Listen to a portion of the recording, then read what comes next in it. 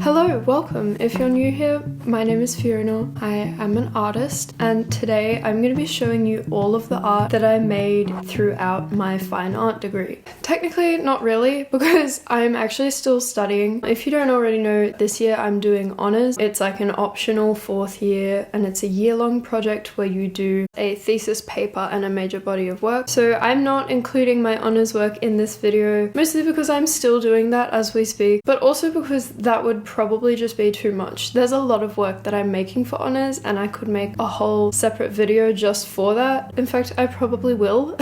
So yeah, this is just everything from the first 3 years of my BFA. So for now, all the work that I'm showing you is from 2019 to 2021. I will also briefly explain like the criteria behind each assessment. Let's get into it. Right, so we're gonna start with first year. Just for some overall context of how this degree works, you can do theory or studio practice major. I obviously do studio practice, and within that you get to choose 2 major discipline streams, which have 1 course per year if you follow the 3-year structure. So I majored in painting and drawing, which means that for each year of the degree there's drawing 1, drawing 2, drawing 3, same for painting. You get it. So this is drawing 1. There are a lot of drawings from this course. I obviously won't speak about every single one of them because there's a lot, but basically drawing 1 is all observational drawing. This course focused on the basics of drawing. So like each week we did a bunch of drawings in class, starting with still life. Then later in the term we started working with like charcoal and colored pencils, some color studies on toned paper. My favorite was this plant one. Now for the final assessment in drawing 1, you get to choose an object. It can be anything you like from home, or it can be found, whatever, but you better like it because you have to draw it 30 times. For this they encourage you to get experimental with it and not just do the same thing for each one. So it's basically an exercise in exploring as many different approaches to drawing as you can think of. I chose to do my 30 drawings on this little clown doll. I think I chose this because it was just texturally interesting and had a lot of different patterns and details, so I wouldn't get bored of drawing it 30 times. I probably don't have time to show all 30 of the clown drawings here, so I'm just focusing on the best ones.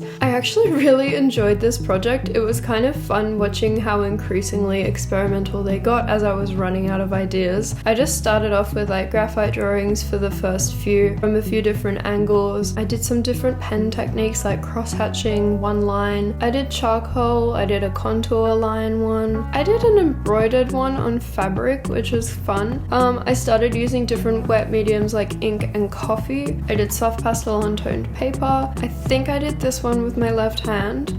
I can't imagine why else it's so bad. And then for the last few, I was really running out of ideas. I did some situational ones where I put him in a glass cup. My teacher loved the glass cup one. And then this one I think is meant to be cling wrap or cellophane. I can't remember what I actually used, but I wrapped something around the clown doll. Yeah, I thought that I would hate that assessment, but I kind of really enjoyed it. I think they're cute. Okay, now moving on to painting 1. So I went into painting 1 expecting it to be kind of similar to like what drawing 1 was, in that they teach you the basics, like the technical stuff with no assumed prior knowledge. But for some reason painting 1 is very different. I don't know why it's not the same, but painting 1 is a lot more experimental. They kind of just throw you in the deep end and assume you can already paint, and to be honest, I think that's kind of what like throws people off doing painting as a major. Anyway, this video is not about me critiquing the institution. That's for a different video. So the first assessment was a tonal study where you are only allowed to use 1 color, and it had to be a self-portrait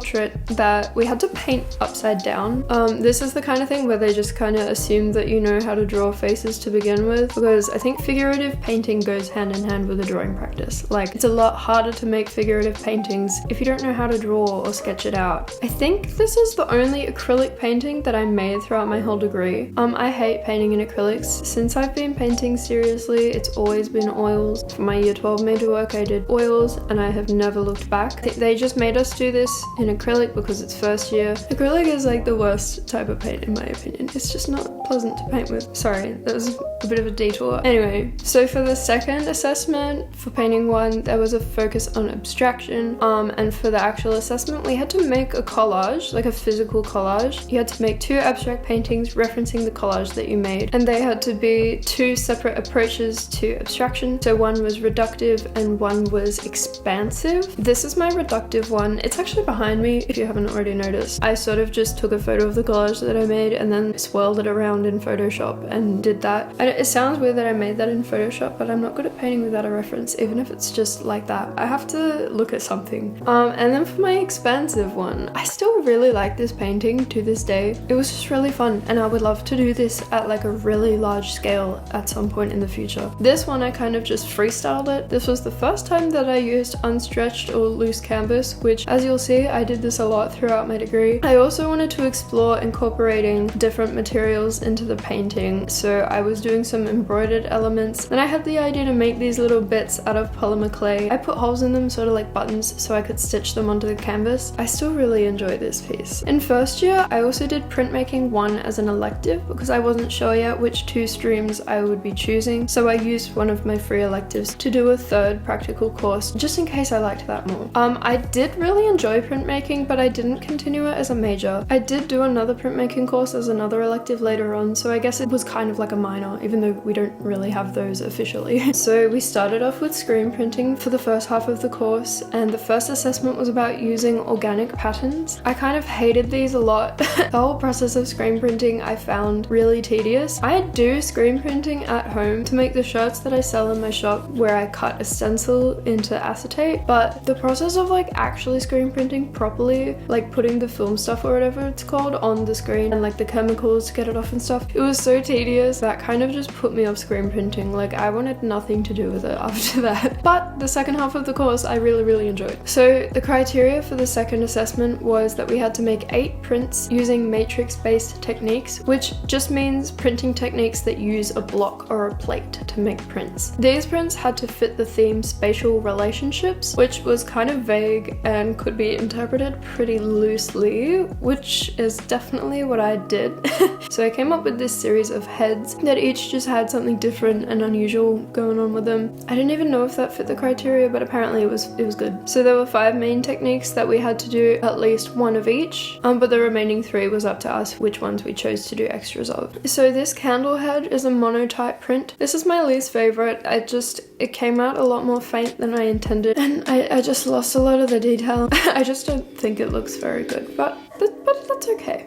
This exploding head one is a laser cut woodblock print. I made the block from one of my 2019 Inktober drawings. We got them laser cut in the workshops at uni. I don't know why we didn't cut them by hand. We probably just didn't have enough time in the term. I don't really know, but that was fun. This one, that's kind of an unraveling head, I guess. This was a really interesting technique called collagraph print. You kind of apply things to like a paperboard surface to make textures. So I was cutting and tearing bits out and then also painting on it with gesso to make raised bits. This one was really fun to do, and kind of, I don't know what, it was just really mind-blowing to me how that works. I can't even explain it. I don't know. This mushroom head was the first of the dry point etching pieces I did, which we just etched into a piece of acetate, like plastic. I did 2 of these etchings. The second one is just a head that's split in 2. This one I actually did make into little stickers, which you can get in my shop. Little plug. And for the last 3 I did a little trio of lino prints. I made the background noise go in different directions just so it looks cool when they're all together. So that's the end of first year prac courses. Now what I do need to explain a little for the courses I'm about to cover is that there are these subjects called studio art practice that you have to do for studio-based fine arts degree, and there are 6 in total. You're meant to do 2 per year if you follow the 3-year structure. I haven't shown you studio art practice 1 or 2 because in first year they were kind of experimental. They were also just pass or fail, kind of felt like throwaway courses, and I really hated the art that I made. I didn't keep any of those and I didn't really document them very well. So to explain why the numbers of these ones start at 3 and 4 is because I just fucked off 1 and 2. So now I'm gonna start with my second year works, showing you what I made for studio art practice 3. Also, I'm gonna be referring to these courses as SAP because it's just easier to say. SAP 3 started with a group assignment where we had to make a collaborative artwork. Each group had different keywords. I can't remember what the others were, but my group was body. Everyone who does fine arts studio has to do these. So you're in a class with anyone working with all different mediums. So in my group, there was another painting and drawing student. There was someone doing printmaking. There was someone working with sound, and then another person that was doing video work. We worked together to make this installation. My part of it was drawing these hands on a really big sheer curtain. There was a guy who covered his friend's body in paint and wrapped them in a sheet. This girl did screen prints on another sheer fabric. We hung them up in a row and had a video work projected through them, and also a sound piece playing in the room. This one was kind of hard to document because it was in a small room and in the dark. So the photos and videos that I have of it, probably not doing it justice, to be honest. It was kind of interesting. I guess it was fun to work with other people on something like that. So for the second prac assessment, we kind of had free reign, but we had to study some artists from different time periods that we had an affinity with their work, and then make a work in our own style, kind of inspired by them, I guess. So second year was in 2020, I forgot to mention. This was the point in the year when COVID hit and we had just gone online. So I did this piece and I titled it Isolation Self-Portrait. The main inspiration artist that I was looking at for this piece was an American painter called Nodeline Pierre. She's super cool. This is oil on loose canvas again, and I think it's about 1 meter wide. I do like this piece. There are technically some parts that are not very good, like the face. I definitely rushed it a bit. It was fun to make something that I just wanted to make at the time. Painting 2 was similar to SAP 3 in that we're studying artists whose work resonated with us and then experimenting with styles that are inspired by them. First assessment for painting 2 was just a bunch of experiments. The artist that I was referencing for these ones was a Canadian artist called Sacha Browning. I don't know if that's how you say her name. I'm sorry if it's not. She's really cool. And then for these ones, I was looking at the work of an Australian artist called Julie Frager, and I was testing out layering with different techniques like glazing. Then for the final assessment, I used a different approach to this layering, which I think is a bit closer to how Julie Frager actually works. You might recognize this piece or not. If you do know my work, you'll probably think this is more recognizably my style. These are the first paintings where I sort of, I guess, I figured something out. This is when I started using Photoshop to make my edits. So I made this like layered Photoshop collage. I didn't know if I was physically capable of painting that, but I was like, you know what, I'm gonna try, see what happens. I did 2 works like this, and to be honest, conceptually there's not a lot going on here, but I think these works were pretty formative just stylistically. So drawing 2, again, very similar to SAP 3 and painting 2. I guess second year is just the year for studying other artists as an assessment. You do this continuously, even in honors. You're always supposed to have references, but these assessments were like specifically, you have to write about them and what about them you kind of stole. So we had to pick 2 artists, I think. So I chose Michel Boromans, and I was experimenting using coffee because I read that he used that sometimes. These are some of the experiments that I did with that. And the more finished pieces, his work is kind of a bit odd, so that's what I was going for with these 2. The one with a dog, this was a picture of my mum speaking to our dog on all fours. No context, don't really know what was going on in that photo, but I just thought it was funny. Drawing 2, task 2 was about narrative and storytelling. I think these were the first works I made about trauma, referencing childhood photographs that I associate with my trauma, which is actually kind of what my whole honors project is about. But I mean, at this point in time, I wasn't being explicit about the trauma or anything like that. It was more pretty esoteric. Now on to SAP 4. For SAP 4, there was only 1 prac assessment. By this point, I had started making YouTube videos. I have a video where I'm painting one of these works that I didn't actually submit, but it was meant to be the 3rd in this series. These works, I was branching off what I did in painting 2. I really wanted to keep exploring that style and that method of making a Photoshop edit, layering these images, and then painting them all together. Again, conceptually, this one, there was not really much to it. It was, I think, the point in lockdown where we were allowed to have like 1 visitor. I went to 2 of my friends' houses and then my brother as well, and I was just taking photos of them just doing stuff in their house, like pretend I'm not here. So I don't know, I think I probably made it something about COVID, but realistically I was just more focused on like exploring that aesthetic. These were really challenging paintings, especially this one of my brother. So many details, so many layers. I had never done something this hard before. The ones that I made for painting 2 only had 2 images that weren't very detailed to begin with. For these, I had 3 images each, and because of the domestic environment they were in, they were really detailed pictures. There were just objects everywhere, especially the one of my brother. There's all these patterns that are overlapping. I really pushed myself with these. I didn't know if I was physically capable of painting these. The one of Stu was the first one that I did, and the first few hours of that painting I was like, nah, I can't do this. These ones took me somewhere between 15 to 25 hours each, which is why I didn't actually finish the third one during the term. But I finished that one in the holidays because I just still wanted to paint it anyway, just to practice, just to have more in my portfolio. They kind of really gave me like confidence knowing what I'm actually capable of painting, because it's not very often prior to that that I had just tried to paint something that I knew would be really difficult. I also then covered those pieces in resin, which you can see the process of in that video. In second year, I also did lithography as an elective, which is another printmaking subject. I didn't know what lithography was, but my printmaking 1 teacher told me that I should do it in second year, so I was like, alright. The process of lithography is really complex. There's a lot of steps, there's a lot of different substances being used. I don't really understand how it works, to be honest, but basically you have like a piece of, I think it's limestone. You have a big stone that you like paint and draw on with like oil-based materials, and then you go through this process of kind of like burning it into the stone, and then you rub it off, but then you ink it up and the ink sticks where the drawing was. It's a really bad way of explaining it, but anyway, the criteria and theme for the first task was barriers, and I chose to interpret that from like a psychological perspective, specifically looking at relationship barriers like communication and stuff like that. So I did this really dark bed, and there was meant to be some text on the wall, but that didn't quite make it through in the printing process. Like I said, litho is complicated, and sometimes the chemical processing is wrong. Certain parts don't get properly like burnt into the stone, so sometimes you can lose bits, which is unfortunate,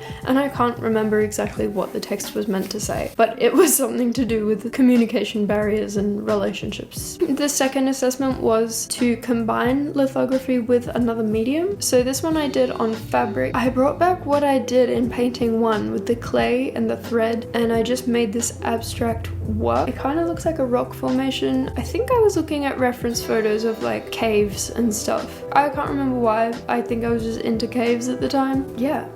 Okay, now we're on to third year, which was last year, 2021. So we're on to painting 3 now. So this assessment was like a mock-up exhibition proposal. So these works were titled Safety Net, and they were about depersonalization and derealization, or otherwise dissociation, that I experience as a symptom of my mental illness and also as a trauma response. These works are again oil on loose canvas, and yeah, I don't really have much else to say about these ones, to be honest. Okay, so for SAP 5, there was only 1 practical assessment, the rest of the course was theory. This was a really exciting piece for me. I made this at the same time as the previous works, so thematically it's pretty similar. This was also about dissociation and derealization. I was also starting to think a lot about vulnerability as a theme in my work surrounding the topic of trauma and healing. This piece is titled Like Water in Your Hands, which may or may not be a Phoebe Bridgers lyric.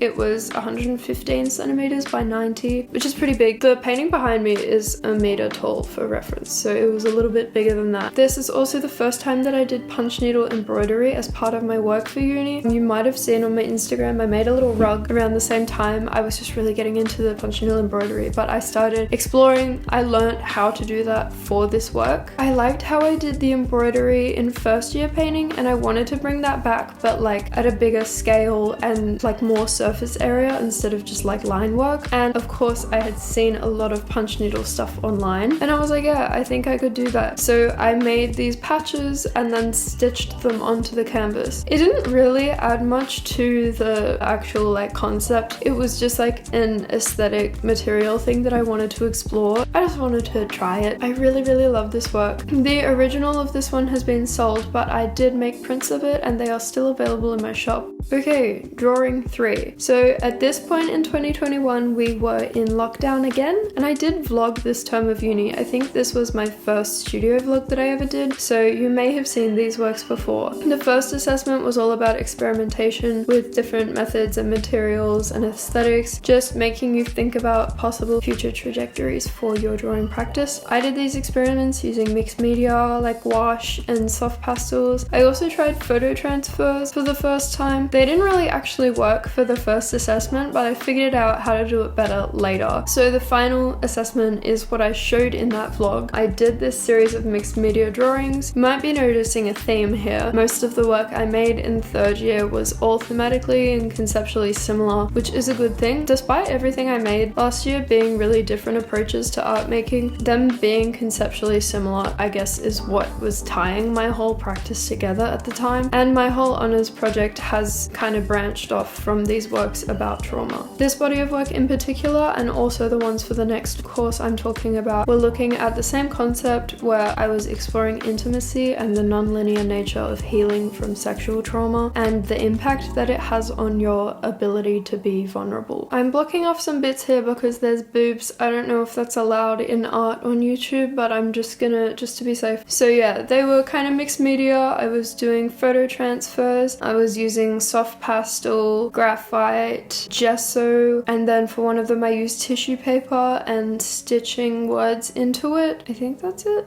SAP 6. These are the main works that I showed in that vlog. I vlogged most of the process of making those paintings, but I don't think I actually mentioned any part of the concept of the works in that vlog. These were about the same thing I just mentioned for those drawing works, but more specifically, this series was about healing through the metaphor of like shedding skin. So this body of work is titled ecdysis, which is the scientific name for the process of insects and snakes and stuff shedding skin or removing an exoskeleton layer. And that concept I tried to reflect not just in the imagery but also in the materials. So I was using wood panels but then stapling on canvas and having it like peel off in layers, so it was kind of like a literal material shedding, and then also thinking about we kind of have to shed this like baggage in order to heal. Yeah, you get the idea. So this is the final practical course that I did in my degree, which is called Painting in the Body. I think it's technically supposed to be a first year subject, but I had electives that I still needed to use up. This worked similarly to previous courses where the first half is assessed on what you make in class. This was also still online at this point. This course is focused on oils. They teach you all the basics of oil paints as if you've never used them before, which is really great. And this sounds crazy. This was the last course that I did in my degree, and this was the first time that I have ever been taught how to use oil paints, which is kind of crazy because at the time I was like, yeah, I've been painting with oils for like 5 or 6 years, but I'm still learning things because I was never actually taught until now. Also, just painting techniques in general, this was just a really good course for that. It was about 50-50 from photographs and also from life models. Yes, we did still have life models, but they were on Zoom, which to be honest was a little bit weird. It felt awkward. And for the final assessment, the criteria for that was the theme, the body reconfigured, which could be interpreted kind of openly, which of course is what I did. I was exploring that like literally through reconstructing